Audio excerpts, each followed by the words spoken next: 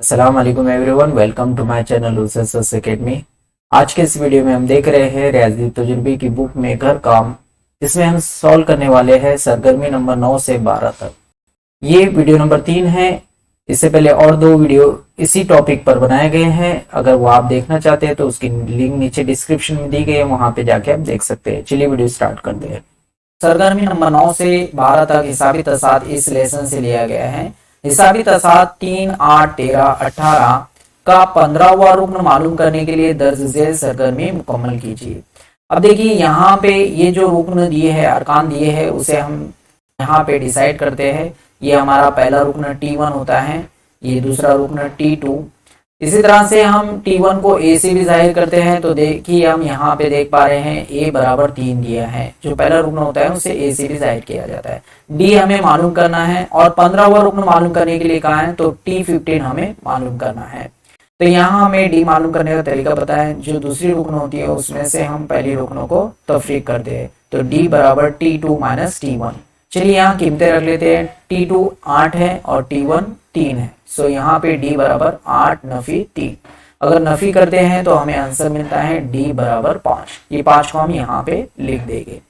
अब Tn का जाब्ता हम जानते हैं। Tn के लिए जाब्ता होता है A plus inside the bracket n minus 1 D। Tn n यानी यहाँ पे कितना रुकन मालूम करना है 15। तो Tn की जगह हम 15 रखेंगे, 15 रखेंगे। A 3 दिया है, 3 हमने यहाँ पे लिख दिया। और जैसे कि हम देख पा रहे हैं n 15 है, यानी 15वां रुकन मालूम करना है। तो n की जगह हमें 15 रखना होगा, 15 रखना होगा। तो 15 नफी 1 हम यहाँ पे लिख देते। और D कितना है भाई 5 हम यहाँ पे लिख देते। अब देखिए 3 का 3 लिखा है और जमा के बाद ये तमाम तर को एक यहाँ पे खाली जगह जाहिर किया गया है। तो खाली जगह में क्या आएगा वो हम बता देते हैं। यहाँ पे देखिए 3 का 3 मैंने यहाँ पे लिखा हूँ जमा, फिर 15 नफी 1 14 ज़र 5।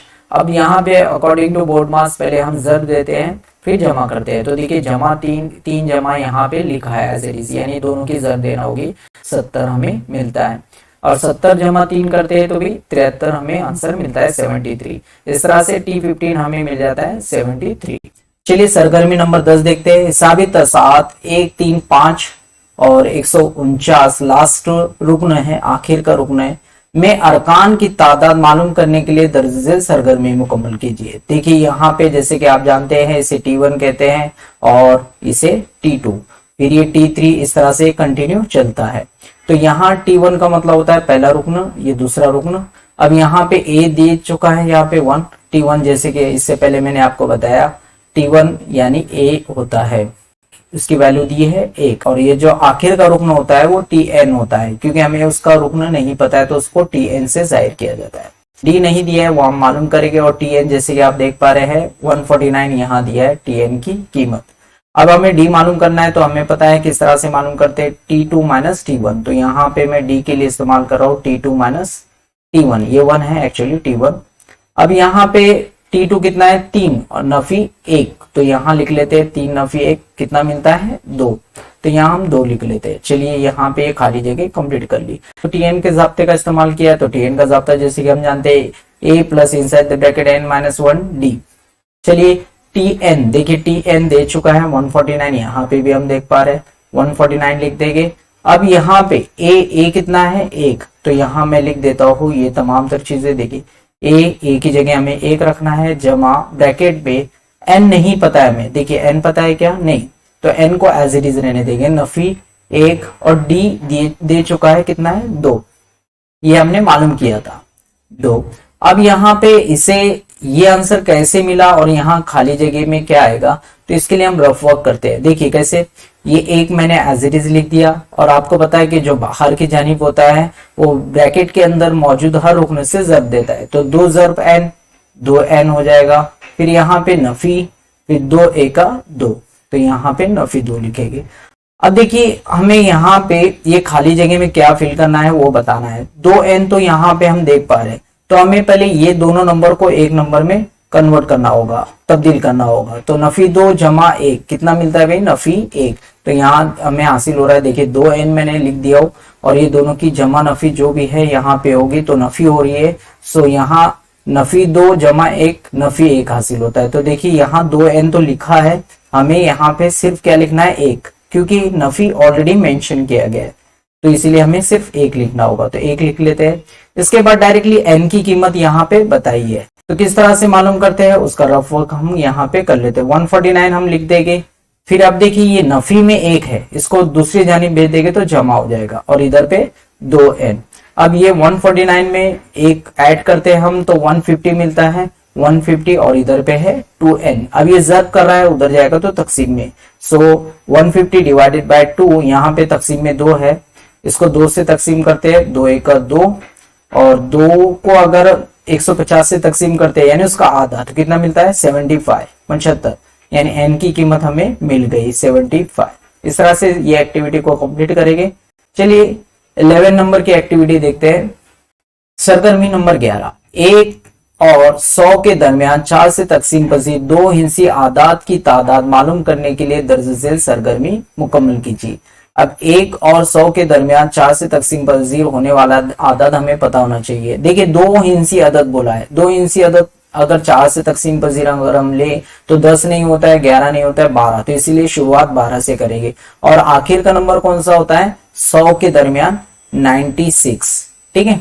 तो यहाँ पे हमने पहला 12 लिया, फिर उसके बाद तकसीम पजीर 4 से कौन सा नंबर है 16, फिर 20, इस तरह से कंटिन्यू चलेगा। तो हम यहाँ पे डैश जाहिर कर सकते हो 96। ये ऑलरेडी मेंशन किया गया है, हमें सिर्फ एक्टिविटी कंप्लीट करना है, बट यहाँ पे मैं आपको समझा दे रहा हूँ। अब जैसे कि आप जानते हैं यहाँ पे कि ये पहला रुकन है, इसे हम ए सी भी जाहिर करते हैं, ये दूसरा रुकन है, और ये आखिर का रुकन को टी एन से जाहिर किया जाता है। देखिए यहाँ टी एन लिखा है 96, टी एन का जाब्ता इस्तेमाल करेंगे a plus inside bracket n minus 1d।